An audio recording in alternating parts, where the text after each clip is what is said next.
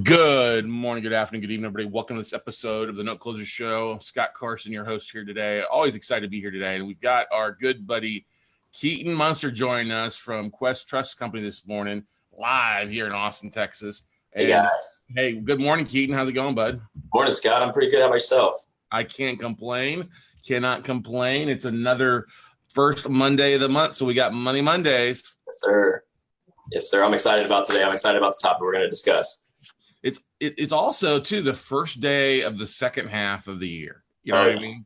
You think about how fast the first half went. The second half often has a tendency to go a little bit faster, don't you think? Always. Yeah, when you hit that backside, the back 6 months, man, it's always done. Christmas is here no matter what. Mm-hmm.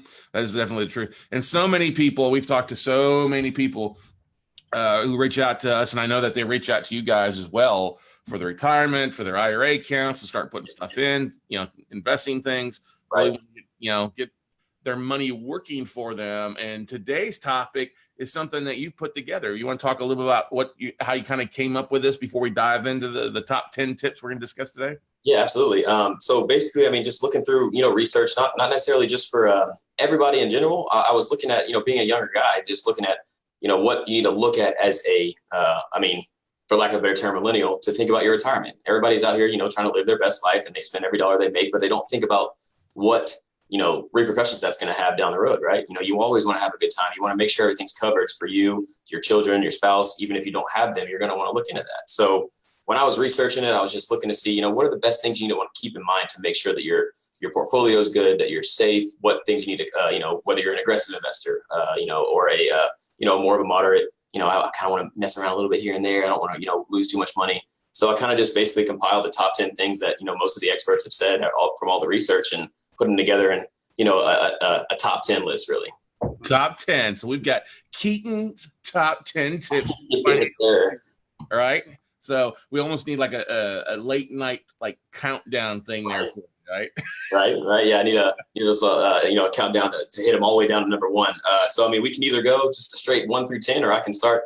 Let's start with number 10 of the top 10 tips and work our way up that way. All right. Yeah. So number 10, working with an experienced financial planner. You don't want to sit down with somebody that maybe not necessarily that you worked with your whole life, but you want to look and do research, because again, it's like I was saying, everybody's got a different investment strategy, right? Whether you're going to be aggressive, you're going to be more passive, you're going to be, kind of sit back and hopefully, have passive income without paying attention to it too much. But you also want to make sure that you've got somebody that's an expert in their financial matters that fit your moral passage of investing.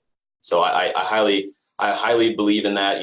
Again, Quest, we specialize in one thing, right? We deal with retirement accounts through alternative investments. And if you want to invest in that, we're the guys who, we pride ourselves on our education, but we're not going to help you with the public market. We don't really know. We don't follow that. We don't pay attention to it enough to be able to educate them. So, right. So you always want to make sure that, you're picking the guys that are going to help you the most. And that's so true that you got to know where you're going, your advisors, because you got to be very careful. Like, you just don't want to deal with just one banker.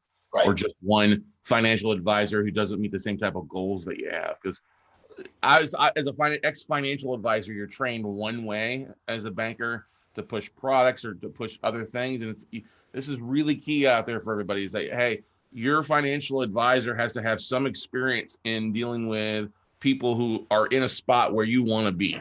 I think that's a big thing too. You got to talk with people, get good recommendations, and then it's an interviewing process. Not every advisor is created the same, right, Keaton? No, I highly agree with that. Just like I said, if you called me and you asked me what's going on with the market, and if the mutual funds that are out there are good to invest in, I'm not going to be able to give you a straight answer.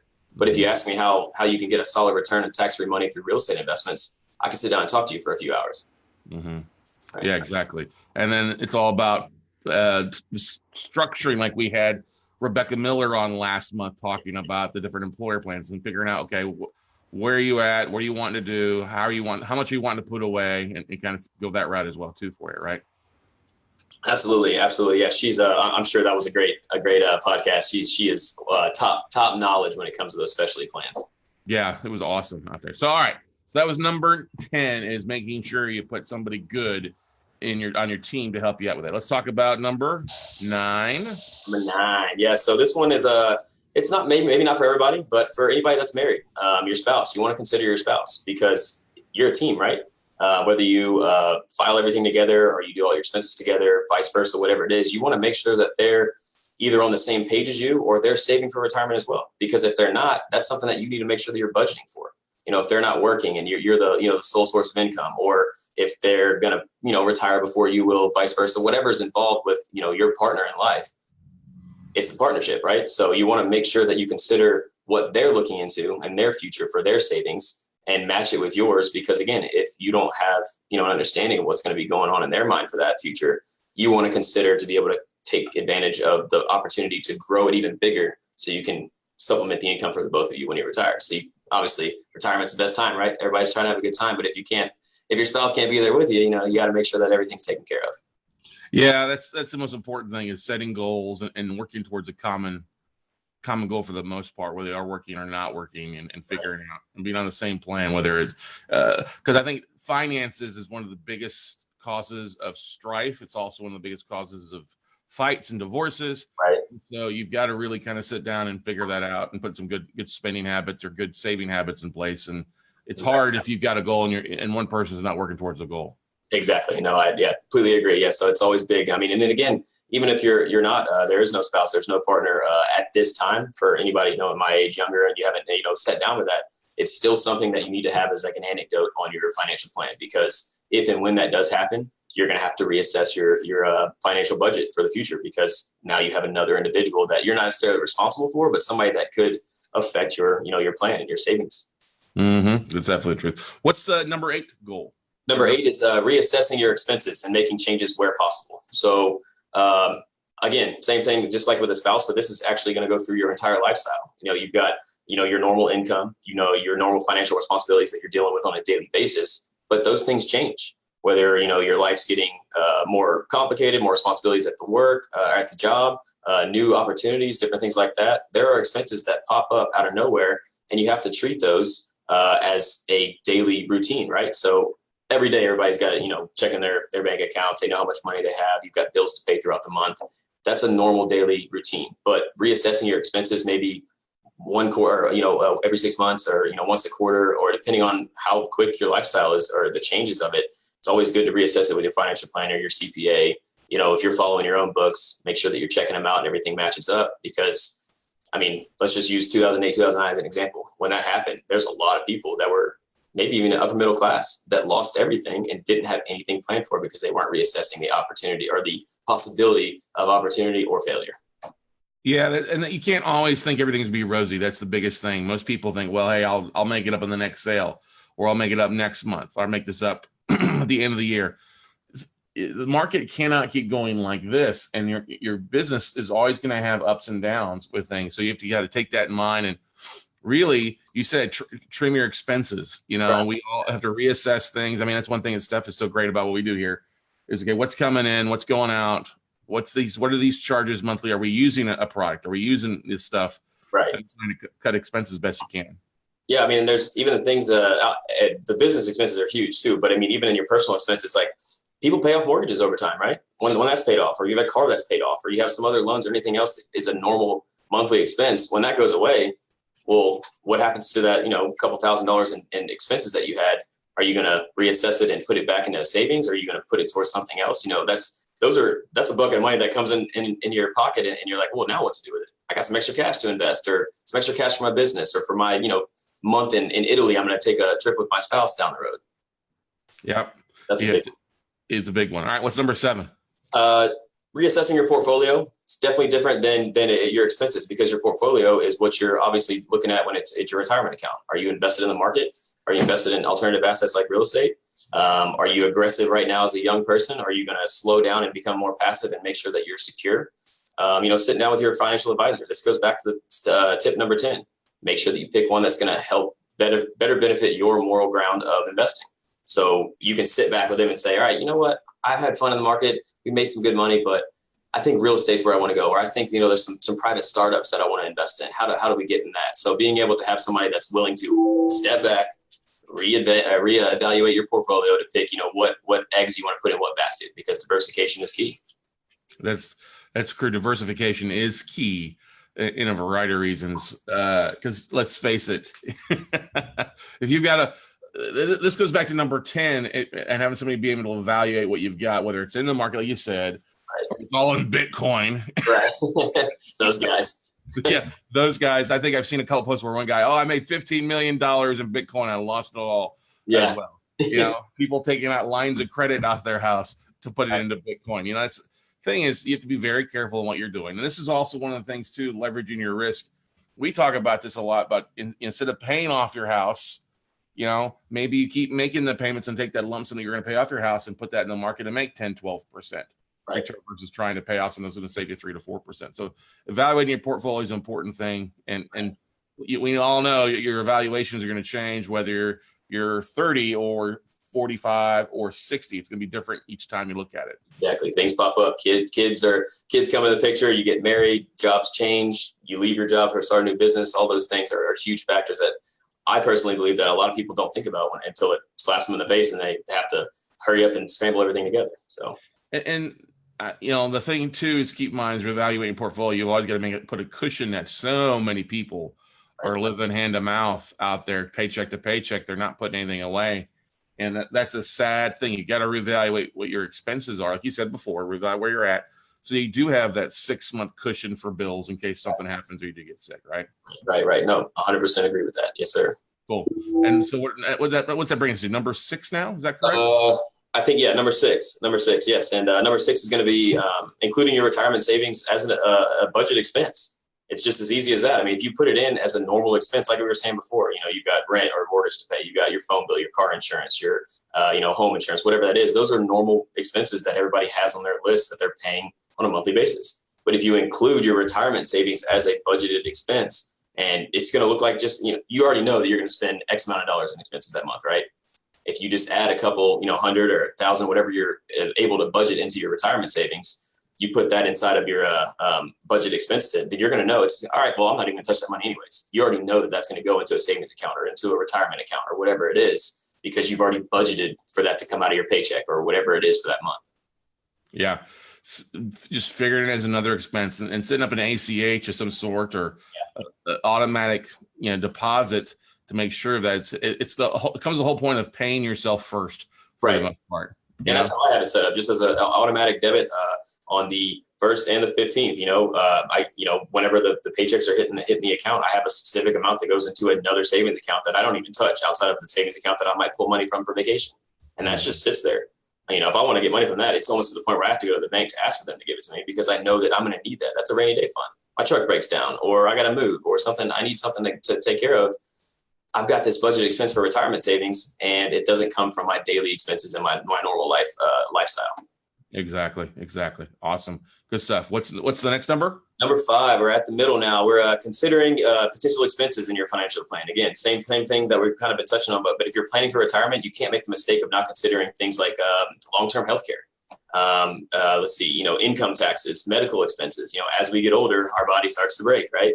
And then this can even bring back into considering your spouse. Number 9, if you're taking care of your spouse over time and they're not working, these are big time expenses that come out of nowhere. Everybody gets sick. I mean, I have my grandparents, they're pretty sick right now. I mean, but they're older, they're going through, medical problems right now, but our families come together to help put it together. But that's because we're a family. But sometimes that doesn't work for everybody, considering that these are expenses that nobody really wants to pay, but that they, more than likely this kind of thing comes up, surgeries, making sure that everything's taken care of, making sure that your spouse is taken care of, making sure that, if it gets to that point and you're in a bad situation, do you want to sit in a hospital or do you want to be able to pay for, in-home care? So these are huge expenses that people don't think about when they're planning for retirement because all they want to do is make sure that they're good to go on vacation and just enjoy the life. Yeah, most people spend more time on planning their vacation than retirement. Yeah, exactly. And that vacation fund goes to your health expenses and then you're like, okay, well now what? Yeah. Well, and it's an important thing too, of looking at what you got and having an HSA, open up a health savings account to help cover a lot of things and trying to be able to write off what you can, or using it to self-direct to help you pay for things in the long run, stuff like that. Yeah, it's almost like a rainy day fund. Yeah. So number 4 will definitely help out too. So we were talking about a little bit diversifying your portfolio. Not having all your eggs in one basket. We say it all the time here at Quest, understanding that, the alternative assets are great, but it doesn't mean that everything needs to be in that basket. It's very, very recommended by any financial advisor or planner that you're going to have, public investments and private investments. Mm-hmm. Understanding, that limiting your ROI is a bad thing is really something that people need to make sure that they educate themselves on. It's asset allocation is a key part of, investment management, right? You want to look at your age. We talked about risk, right? Risk tolerance, aggressive or passive. If you're younger like myself, I want to invest a little bit more because I don't have as many expenses as I'm going to have when I get married and have children. Understanding what risk tolerance is. Again, this goes back to number 10, picking the best financial planner or advisor for you, because they're going to ensure that if your risk is a lot smaller, then they're going to make sure that your investments are going the right way, or at least bring you into the opportunities that are going to have a smaller risk. Whereas if you're like myself, where you're ready to invest a little bit more because you don't have as much expenses in the money that you're bringing in, you're willing to lose a little bit more to make a little bit more, right? So, these are really, really big things. But yeah, diversifying your portfolio, it's not just one thing. It's not just saying, oh yeah, I've got mutual funds and I've got real estate holdings. It's what else is going to come from this? What do you want in the long run? Investments is not a short-term return. And if people look at it like that, you're really not going to make a big return. Yeah, exactly. That's the truth. Well, that's the important thing, is knowing that your expenses are going to change over time. Your risk tolerance is going to change over time. Right. You not having any kids or a spouse, you can be riskier out there than those that have a family to provide for. Right. A lot of, let's face it, there's a lot of surprise expenses with kids. Yeah.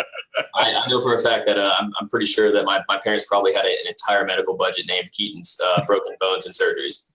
So knowing that and me being that kid, I definitely want to make sure that I'm protected for that when it comes down to it. But yeah, I mean, you're right. Those things come up and they just slap you in the face. Kids get hurt all the time, or they grow like crazy and you got to buy them a whole new wardrobe over a month, and different little things that people don't think about until it comes up. Braces, eyeglasses. Oh yeah. I had to actually. It's me personally. I had to get. I've never worn glasses before, and I forgot mine today. But normally, I have to wear them every day at work, or I get a headache. Just me getting older, 28 years old. My eyes are starting to break. But that was something I had to pay for out of pocket, just because never know what happens, right? So, just little things they add up. You're just falling apart at 28, Keaton. Oh yeah, it's all downhill, man. Breaking down. Good stuff. All right. So that take it to number 4 or number 3? Number 4? No, we're number 2. We got 2 left, man. Wait a second. We didn't hit number 3. Where's number 3? Oh, we do have number 3. Yeah. So again, this is saving, understanding the different types of accounts you can go into. So number 3 is save as much as you can in a tax deferred account. We always preach here at Quest, the Roth IRA is beautiful, because it really is. Everybody should have a Roth, regardless of how old you are, how long you've been investing. But understanding the benefits of a tax deferred account, they're huge. I mean, tax deferred, yeah, you got to pay taxes down the road. You're going to have those required minimum distributions taken out at the end of each year once you hit that age point, 70 and a half. But tax deferred accounts can be really beneficial as you're growing up and going through before retirement, because as most people know, your contribution can be tax deductible depending on your income. Being able to take advantage of, if you're working a normal job, a 9 to 5, you probably got a 401k or a sponsored retirement plan, right? You have the opportunity to contribute to that 401k. At the end of the year, whenever I do my taxes, my contributions to the 401k here at Quest, I can use that as a deduction because I made a traditional contribution. Same thing in a traditional IRA and all those different types of accounts. They definitely benefit you as you're, at a younger age or even at an older age. But that's where most of America's retirement dollars are. We've got 28 trillion in retirement accounts in America. Majority of those funds are in traditional types of accounts. So they're very beneficial accounts. If you don't understand how they work, it's very highly advised to touch base with your financial advisor to talk about what kind of accounts will benefit you. Yeah. Well, that's the thing too. If people are working somewhere and they have a 401k, most people don't even know how a 401k works for them. And then when they're leaving that job or moving on, they don't know the advantages of rolling into a self-directed IRA, transfer account. They're doing taking their 401k, their old 401k, and turning into a traditional IRA, or doing a Roth conversion to save on the taxes long term, right? Right, exactly. I actually spoke with a guy right before we jumped on this. He was wanting to move a 401k from an old employer to a Roth IRA with us. And he had no understanding of the tax responsibility of something like that. And, he had to step back and look at it. So we discussed a little bit about, Roth conversions and what to consider. And that's always a big thing because, yes, tax deferred accounts are great, but the idea is to not have to pay taxes when you retire, right? So make sure you touch base on understanding what a tax deferred account is with your financial planner, your advisor, and see what opportunities you have. I mean, you made a good point about health savings accounts too. That's a really big account that you can use. It's a badass hybrid account, I like to say, right? It's pretty, yeah. We call it the best of both worlds for a reason. Yep, exactly. Number two. Number two, again, we're going to go back to treating your savings as an expense. You have a retirement account and you're saving that for the future, but you are also saving at the time for your normal bills, your rainy day fund, right? Treating that as an expense. I mean, you're just adding on these things that you're going to need money for, right? Like I just said, I had a rainy day fund. If something happens, I had to, pay almost $1,000, a couple of weeks ago for my truck. Something happened on my truck, I had to pay for it. But I tapped into that savings account as opposed to the one that I'm already just putting money away and don't even touch, right? So having your budgets, treating them as expenses, I personally believe that that's a great thing. And that's honestly from, like I said, my research from everything I looked into, a lot of financial experts think the same thing. Understanding how to budget for any type of, expense is huge. And just adding that in on a monthly expense makes it a lot easier. Yeah, that makes sense. Budgets are great. The thing is,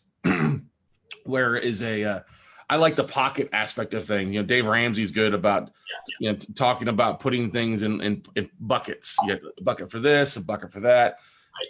And like you said earlier on, just adding another bucket for your emergency rainy day fund, a bucket for your retirement, putting those things away. It's going to build habits, but it's also the difference on you. Instead of you going to Starbucks every day, maybe you make coffee from home. Right. Or you make sure the office has got some coffee there at Quest, so you're not paying $5 lattes, right? Exactly. Yeah, I mean, and it doesn't even have to be. I mean, I feel like sometimes when that's said, people think that, oh man, I've got to put 25% of my every paycheck in there. It really doesn't have to be that. Honestly, I mean, if it's something as small as $50, $100, whatever it is for the month, if you're not touching it and you're doing what you're supposed to and budgeting for these expenses for a rainy day fund or for the future, next time you look at it, you're gonna be like, oh my God, it's a huge account. Every time I check my HSA balance, it's always a lot larger than I expected it to be, but I never use my HSA because it's for health expenses. But it's something that money keeps going into on a bi-monthly basis. And when I need it, I can come into it. I mean, it's just simple things like that. I got a personal example. I had my appendix removed 2 years ago. I mean, I had to pay that off. I mean, the HSA only goes, could cover so much, but I didn't want to pull all the money from that. So I paid it out of pocket. But I have an HSA that I can reimburse myself from down the road because I'm not wasting money out of that HSA. I'm putting money in a savings bucket because it's going to be needed in the future. Mm-hmm. That's the truth. So that was number 2, right? Yes, sir. Down to number 1. Hang on a second. We got to have an appropriate drum roll. Yes. What's the number 1 tip on Keaton's top 10 list here for starting as soon as you can? Everybody thinks, we here at Quest as a specialist, we always get that call from, somebody that's looking into retirement or just retired. And they say, I never had an IRA. I've never saved for retirement. I've always been self-employed. But that doesn't mean that you're not doing it right. That just means that maybe you weren't educated and you didn't look into it yourself. And that's not your fault.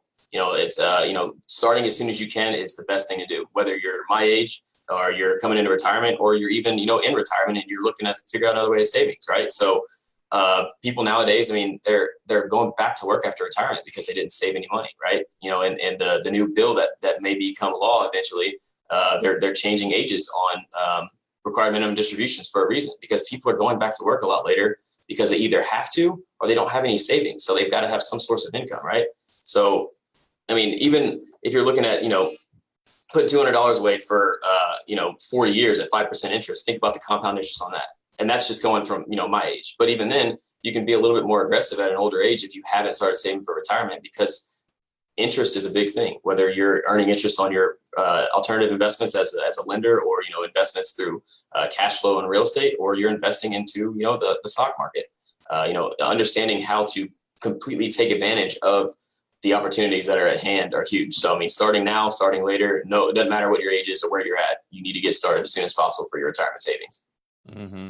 Well, and our good buddy Aaron Young is always known for saying, hey, if you're going to start with the end in mind, where do you want to be when you're starting a business? It's the same thing doing retirement. What does that look like? And being as crystal clear on what that end game is will help you on the front end game. If you wanted to raise $1 million, great. Start saving, it's $50 a month if you can. You're starting off. Every little bit grows as you can get that final number, because that number the sooner you have an idea for it. And, a number is always arbitrage. What do I need to retire? Is it 4 million, 5 million? What I need to put away monthly or quarterly to hit those goals. But the whole point comes into taking action and starting doing something, sitting down with you guys over at Quest, sitting down and opening an account and starting to figure out whether it's starting early. Maybe you got kids you want to help them out with an ESA or an HSA for yourself, or starting just a simple Roth, or if you're self-employed, starting up a SEP or a simple. It all begins with that first thing and opening an account, right? Right. And just think about what a lot of people think. Like I said before, your age, right? So if you're thinking about, go back to my example about compounded interest, right? $200 a month over 40 years, my age, that's a huge growth in compound interest, right? But you might want to put a little bit less because you have a short amount of time, right? The interest and the gain and the future growth, like you said, pick a number, what you want at retirement, and understand how you're going to budget for that. All these tips will definitely help you with that. And in summary, discuss the top 10 factors. Begin now if you haven't. If you've already started, reassess your portfolio, talk to your financial advisor. Understand that there are other individuals that you might be saving for. Again, we got spouses and children if you're in that spot, and it's going to definitely make your future easy if you follow these 10 steps. And I don't have a slide for my information, but this guy's got my info. If anybody wants it, you can email me at keaton.munster@questtrust.com, and I'd be more than happy to sit down with anyone to schedule a phone call and then discuss what we can offer here at Quest, the services we provide, and the education that we have top notch. So. Exactly. So let's do a recap on a couple of things. Let's do number 10 through number 6. So what were the 10, 9, 8, 7, 6 ones? So working with an experienced financial planner, number 10. Number 9 is going to be considering your spouse. 8, reassessing your expenses and making changes where possible. Number 7, periodically reassessing your portfolio with your financial planner. And number 6 is going to be including retirement savings as a budget expense. So, those are pretty big things. Those all can be done at the same time when you sit down with your financial planner, or when you sit down with your spouse and looking at your expenses. That's not something that you need to do one here, one there. You need to wait for a certain period of time to do this. These are all tips that can be done in one conversation or one meeting with your financial planner.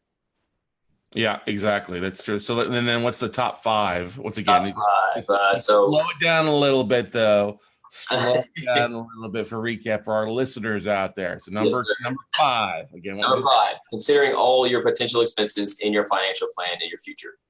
Again, when you're planning for retirement, you got to think about the things that are going to be coming up, man. You don't know what other expenses might pop up out of nowhere when you're in the retirement time, and you need to make sure that you've got a good cushion to take care of those things.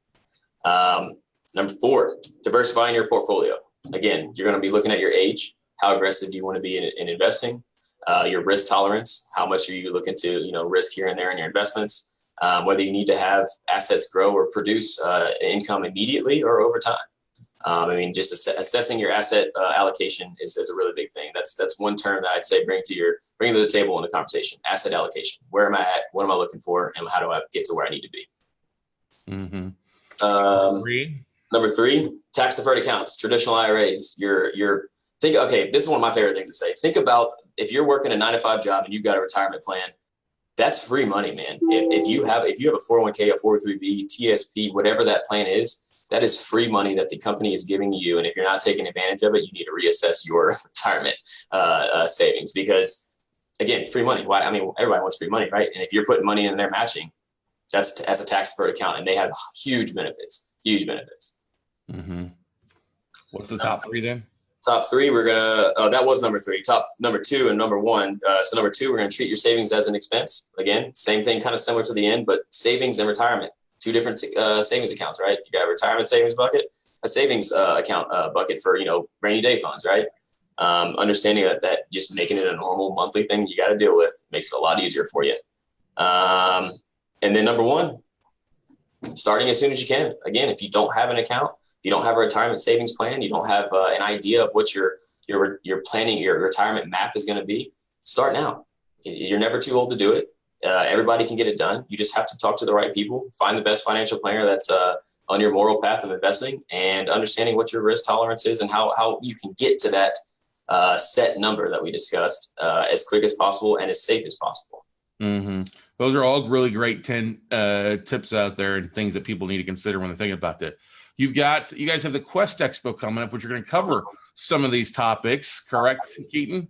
Absolutely, yeah. No, Quest Expo coming up. Yeah, these are topics that are going to be covered by Quest speakers, as well as all the other speakers we have from across the nation. We're going to have real estate gurus, everything from buying and holding property, known investors like Scott. These guys know their stuff, and then CPAs, accountants, attorneys, discussing everything there is to know about investing in alternative assets, whether it's just real estate, it's trust, it's LLCs, it's notes, it's anything on the alternative and non-public market. These guys are going to use their strategies as experts to help out. We got 30 plus speakers. Some of them are given only individual presentations, but we've got panels as well for like-minded individuals discussing topics that they all cover. And it's August 23rd through 25th here in Houston at the Royal Sonesta. You can get that info at the questexpo.com page. You can go on questtrust.com and see that. If you want to get 25% off your tickets, let me know. Use promo code Munster. No. We got Scott's promo Use code. discount code Carson19. Carson19, yeah, 25% on that one too. And that's off your general admission or VIP tickets as well too for you. So, right. We're running real low on VIP tickets. I think we're like less than 10 now. So general admission, we're going to have as many of those until we can cap it out. So I know we have the most on those, but VIPs are running low. So if you want to get that VIP ticket, make sure that you get it probably within the next week or two, because I guarantee you those are going to be gone. Mm-hmm. So you have the thing kicking off Friday, Saturday, and Sunday. Right. What time it's at 9 to 5 each day or 9 to it's 9 to 5 Friday and Saturday, and then Sunday is 9 to 12. It's a half day, but it's going to be more of a fun day. For the VIP members, on Friday we're gonna go to the Astros game. So if you have a VIP ticket and you didn't know that, or you're looking to get one and decide what ticket it is, the difference mainly is general admission. You get in the door, you get to get the education, you get to network, meet the vendors, you get a tote bag with some stuff, and that's pretty much it. Not in a bad thing, because it's an amazing event. But the VIPs, you're paying a little bit more, but you get to meet the speakers. You get a special lounge. We have casino night entry for free. You're going to the Astros game, front row seating. The list goes on and on. So, they're definitely worth the tickets, which is why they sold a lot quicker than we expected. So they get to see the Detroit Tigers come to town then, huh? Yeah, they get to see the Detroit Tigers lose the Houston Astros. There you go. Exactly. Well, that's what I mean. Yeah, exactly. Yeah. That's awesome. Therefore, now you guys also, here's another big thing for those that are listening, because we've got Note Nation across the country. Do you guys going to be live streaming that online by any chance? Do you know? Not the Expo, I don't believe, but if you purchase a VIP ticket, I know that you'll get a free recording of the event once we get it all edited, and then there's going to be an opportunity to buy that recording as well. Even if you didn't attend, or if you're a general admission ticket holder, we are going to offer it for sale once we get it edited. So keep an eye out for any emails that if you're on our email list. If not, give us a call if you wanted to attend, or you at least want to buy the recording afterwards. I can definitely make sure that we get you on the list for that. Yeah, that's good stuff there. And then one of the great things too, guys, is you've got trillion-dollar investment mixers all across this Lone Star State in Dallas, Houston, and here in Austin. You want to talk about those days? Because what days of the month do those fall on? So in Houston, they are on the second Wednesday, I believe. I'll have to double check that. They're all at 6:30 Central Time, by the way, guys. But Houston 6:30 on the second Wednesday, I believe, and then Dallas is the fourth Wednesday, and Austin is the fourth Tuesday. These are our monthly mixers in each office. We bring in guest speakers for every one of them. Scott was one of our more recent speakers in Austin, coming in with their own their investment strategies, their education, their knowledge of a specific topic. But this is a free event, and if you can't make it from across the nation, you can attend live. Just jump on our website, grab that Zoom link, and you can attend live. You can ask questions live. Myself in Austin with Katie, we moderated. Derek and Juan moderate the speakers in Houston, and then Sarah, Haley, and Becca moderated Dallas. So, it doesn't matter where you're at. You can always get this original content from speakers like Scott as well. Now, you also have regular live streams besides the $1 trillion mixers at 6:30, 7 o'clock at night. You've got stuff that goes on throughout the week. What times does that take place on the Facebook page or for Quest that they can log in and watch while either Quincy, Nathan, or somebody's providing content? Right. So all of our original classes that we teach in Houston, it's every Tuesday at 9:30 to 10:30, about an hour long of original content. Usually it's one of us speaking here at Quest, or sometimes we bring in guest speakers. Again, on the website or Facebook, you can watch it live or get the Zoom link. In Dallas, it is every Wednesday at noon. They do lunch and learns. Again, Dallas events, check out those links. And then in Austin, we're every Thursday at noon as well. And this is all original content, guys, whether it's things like basics, self-directed IRAs, 101, understanding the accounts and what you can do with them, all the way to, Roth conversions or investing through commercial property and, things like UBIT come into place. So we touch it all. And it's all original. It's all written by Quest employees, and we take pride in it. Yeah, that's the beautiful thing. You guys yes, you're employees, but you're also very vested in the company's success and really driving business home. Unlike a lot of other pseudo companies out there, we won't name anybody. But that's the thing. That's why we love promoting you guys. Why we love having you guys here on the Note Closer Show, along with promoting you across every Note night or every time we're speaking somewhere publicly, like I did this weekend on the Multifamily Investor Nation. I know Nathan spoke on there as well, or other places that we're headed to, whether it's the Magnify Your Wealth Summit with Lawson Associates or any other thing I'm being asked. You guys take pride. It's easy to get somebody on the phone there or to answer an email real quickly and go from there, right, Keaton? Absolutely. Yeah, no, our outside of taking pride in the education that we provide, our customer service is top notch. We believe in world famous customer service for a reason. You're not going to get an automated message. You're going to get an email response within at least 30 minutes of you sending it out, if not sooner. And you're always going to talk to a live individual. And if they can't help you, it's guaranteed that they're going to escalate you to somebody that can assist you if they can't answer your questions. Mm-hmm. Now, if somebody is not, I've gotten this question before, and I'll throw it back at you there. If somebody's not a Quest client, can they attend the Quest Expo? Absolutely. Yeah. Anybody and everybody's welcome to come to our events, including the Expo.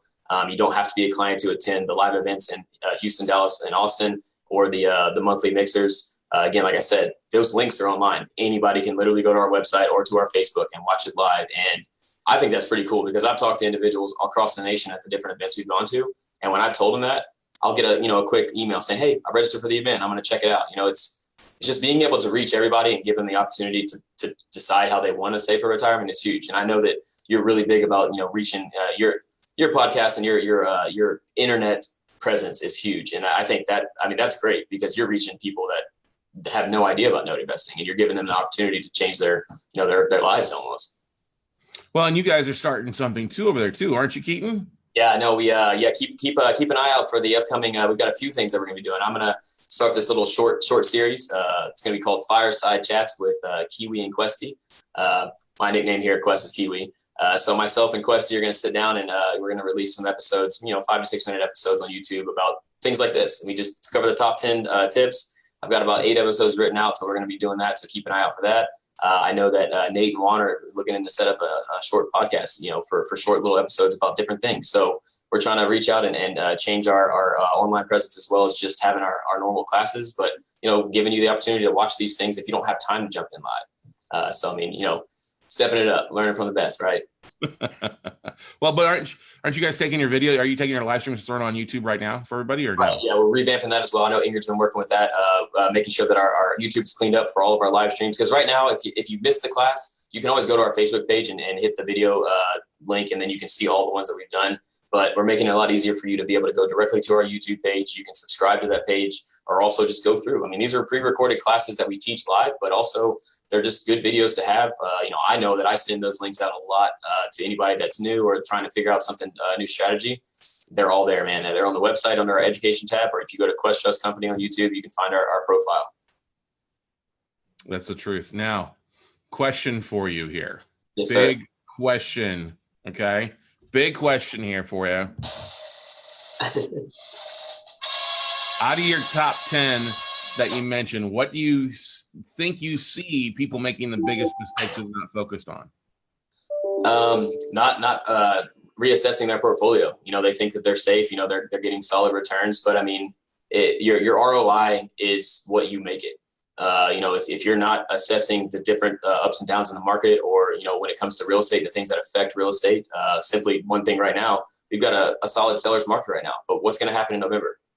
It's going to be it's political races. Those things affect real estate, and some people don't think about that. So seeing what's going on in the world, especially in the market of what you invest in and how to make money in, making sure that you're assessing those things and touching base with your financial planner, making sure that you know what's going on, you know what income's being, you know what's losing money, so you can take that away and, bring in something that's going to be cash flow for you. Mm-hmm. That is definitely a big thing there, is they just don't reassess it. They keep running things, or they're running like a Wild West with no target in mind and just going, right. You know what I mean? Yeah. That's not a good retirement plan. I'm going to win the lottery, Yeah, not ideal. Yeah.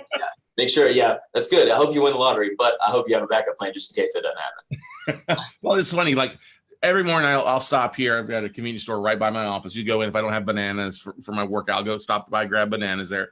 And there's always some guy or a couple people in there grabbing like $10 scratch offs. Right. You know what I mean? And if you want to look at marketing, you want to study marketing, study the lottery, and like all these like scratch off tickets are all different. The big mega one, it's like a thing like the size of an iPad, like yay big. Somebody would scratch off $10 for that thing yesterday. Right. And he's like scratching it off, damn it all. He like bought like 5 of them.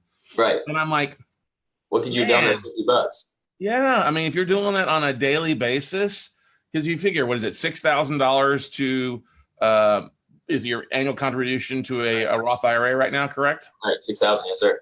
So 6,000 divided by 52 weeks is $115 a week, basically. Right. You know what I mean? And if you divide that by 7, it's less than $20 a day to be putting stuff away. $15 a day, somewhere in there. That makes a lot of sense for you to, hey, that's 3 cups of coffee, or that's making your lunch and taking it to work with you. Yep. It's, choosing to, buy Netflix versus going to the movie theater, staying home and watching TV. Right. There are a lot of ways that everybody's hemorrhaging cash that they could be towards a retirement account. But most people look at $6,000 and they're like, oh, I can't afford that. Right. I don't have that. Right. Just, again, that's as simple as just adding it into as a budgeted expense, right? I mean, if you want to contribute and max out your contributions to your IRAs, traditional Roth, whatever it is, $115 a month. Think about that. $115 a week. Think about it that way. You take that amount out of your check if you want to do a max contribution. If you just want to put money into savings, it doesn't have to be the max contribution. It can be a minimum. It can be half of it. It can be less than that. Put it into your budget. Make it a normal expense that just comes directly out of your account once your paycheck hits, anything like that. And you're looking at adding that bucket and building it up before you realize that it's going to be something that you're like, oh man, I've got a lot of money to invest, or I'm making more than I thought I was. Now, can people go straight to the portal and make contributions each week, monthly to their account? Just thinking about.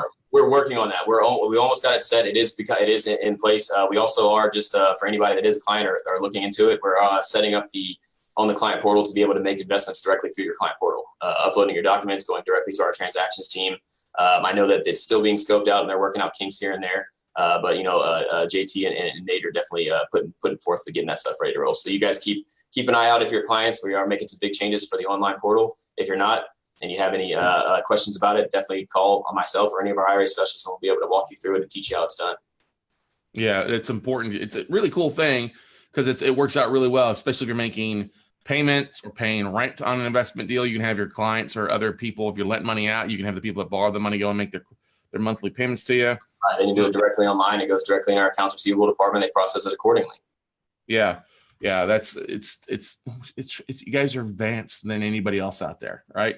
Hey, we're trying to make it as easy as possible for everybody to invest and make the most money as possible in their retirement.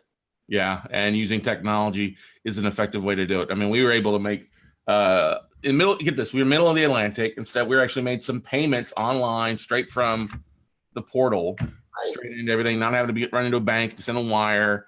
It was pretty. There's a cool, you guys are working through the bugs on that thing and making it really effective for people to take advantage of it. Yeah, I mean, life happens, man. If you've got a borrower or a tenant, or you've got something you need to do as a client, make an expense, get an expense paid, something happens, you forget about it. Life happens, things pop up, but you can just, as simple as just going on your phone, just like you're going to the bank. You got to make a payment from the bank, a bill pay. You can do it directly through the client portal. And again, if you guys haven't set it up or you haven't looked into it, we'd be glad to walk you through it. Just call one of the specialists and ask how you can access and fully take advantage of the client portal online. Mm-hmm. Now, question for you. Do you know, ask a little secret. Do you know if Quest is running any other specials this month for anything? Not immediately, besides for the Expo where, you get that 25% using Carson 19. And then, there's little things that we pop up here and there. As of right now, I am not running any specials personally. I don't think any of our other specialists are. I know that in our classes, guys, hey, so like I said, if you can't make it live and you can be online live, this still counts for people online. Myself, Haley, I know Derek and Juan have been doing it as well. Little things here and there for either Expo tickets, discounts, and credited to your account. Just depends. So, I mean, make sure you're in class live and you're paying attention. There's scavenger hunts I know going on with Questy that you can get, some free tickets here and there. And then, I know our last event, I did a $100 giveaway, $25 per person for the first 4 people that came up to me. They could have gotten $25 to their account or $25 added to their Expo ticket. So we're always doing little things like that. We don't have any ongoing promotions at the moment besides the 25% off on the Expo tickets. But, if you just keep in mind on any of those email lists that you're on, you're definitely going to know what promos we're running. And didn't you run something like last week or 2 weeks before where if they took a picture in their Quest Expo, if they attended previously and got their Quest Expo shirt, took a picture, it counted towards something, right?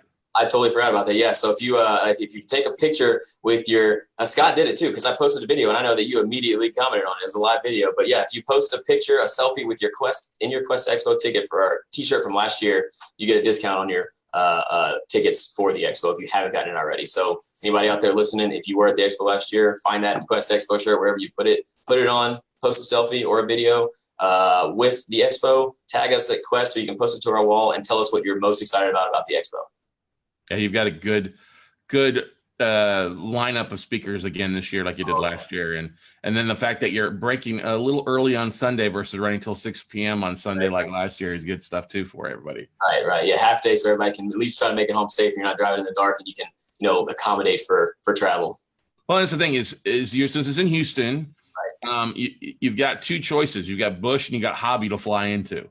Right. And Southwest loves flying into Houston, and it's pretty easy to get in and out of. If you're ending at noonish on Sunday, people can catch a 3 p.m. flight out back home just about anywhere in the country before 7, 8 o'clock at night. And Absolutely. So that's, Definitely. Yeah. It's really easy to go through Hobby, get on the any Southwest flight, and same thing for Bush. I mean, any United or any of those other guys. I mean, they're 2 different airports for 2 different parts of or flights across the nation. So plan accordingly. And just one thing to keep in mind, if you are coming to the Expo and you haven't booked a room yet, make sure you do that pretty soon. We still have about 2 months out, but the Royal Sonesta is in the gallery area in Houston. If you're familiar with it, you know how busy that can be, especially on a weekend and in the summer. And it can get very pricey if you wait till the last minute. So make sure that you plan accordingly so you get a good spot. And honestly, we've had clients do it in the Austin office. I know that Tricia in Houston and Dallas, splitting rooms together. If you're coming by yourself,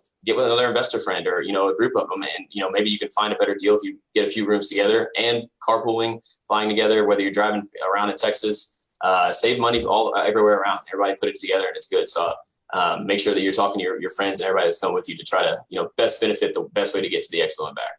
Yeah, we've got a student of ours who's a new mastermind member, uses Airbnb to save when she travels. So she was staying at a place literally just across the closest to everybody else is staying in a hotel here. $47 a night. She had her own room. She's putting the difference saved into her retirement account because it was be about $100 more for a hotel room.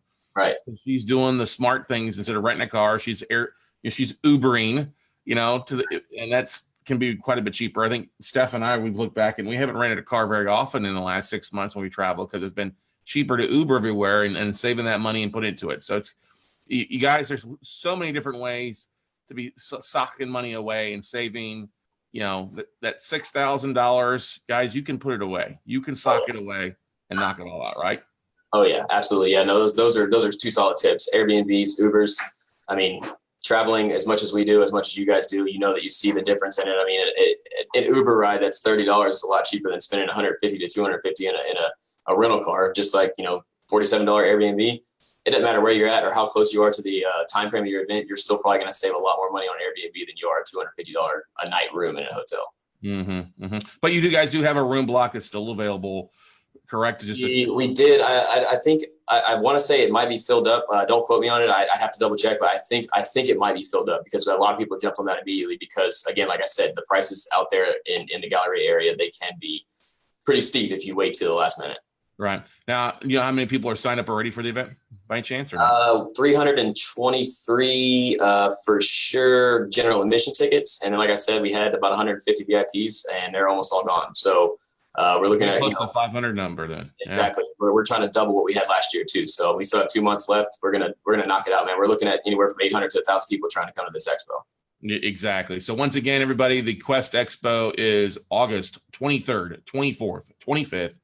You want to get there early, so you fly in on 22nd or drive in early on the morning of the 23rd. You want to take advantage, you go to questexpo.com for the event page just for the expo. Of course, you can find it at questtrustcompany.com as well, right, Keaton? Right. And make sure you use Carson19 to get your 25% off your general admission and VIP tickets. Exactly. So if you're listening out there, whether it's on our radio network across the country, whether it's the podcast, whether it's YouTube on a replay, take advantage of it. Go to questexpo.com, use the code Carson19. Reach out to Keaton as well, to Keaton.Munster at questtrust.com. Sure. Keaton loves to hear and see responses from people listening out there. Absolutely. So I want to hear from you guys. So make sure you reach out to me. I'd be more than happy, again, like I said, to set up a call, answer email questions, whatever works for you. Right, exactly. And with it being July and Independence Day, just a couple days away, everybody, take advantage, work on getting your financial independence started today, all right? Sir. It's important to do. 223 years since we celebrate our independence. For less than $200 a week, you can sit away and max out your Roth IRA, traditional IRA contributions to help you on your goal to financial independence. So it doesn't take you 200 years to pay for retirement, right? Right. Solid numbers, solid breakdown there, Scott. I like that. Numbers off the fly is my expertise there, buddy. Yes, sir. Yeah, you know those numbers better than anybody. Good stuff. So you're headed out on vacation for a couple of days. Enjoy yourself, Keaton. Anything else you want to leave people with before we wrap it up for the day? Just to reiterate our classes, again, whether you're in the great state of Texas and you can attend in our offices in Dallas, Houston, and Austin, or you're across the nation and you just want to make sure you're getting some new content and understand what you can do. Tuesday, 9:30 in Houston, noon on Wednesday in Dallas, and noon on Thursday in Austin. You can find all that on our Facebook and on our website. Good stuff, man. Well, hey, thanks for joining us for Money Mondays and the top 10 tips to hitting your financial independence there. All right, buddy? Yes, sir. Thanks for having me, Scott. Look forward to seeing you soon. Yes, sir, Keaton. Have a great day. Bye. Bye. All right, everybody, that's going to wrap it up for this episode. Once again, check out the questexpo.com. What a great opportunity to come out and hang out with 500, 600, hopefully 1,000 other investors out there doing amazing things. Whether you've got experienced people or you're brand new, there's something for everyone at the Quest Expo. And you don't have to be a Quest client. I guarantee you probably want to be, though, once you attend. So it's opportunity for you to come out, meet, the Quest family, and really put your retirement savings, your future into overdrive. So like I said, go check out questexpo.com. We're very proud Quest is a sponsor of the Note Closer Show, but we're glad to have them on and glad to help promote them in any way we can because they just do a tremendous job. So go out, make something happen, everybody. And we'll see you all at the top, everybody. Bye.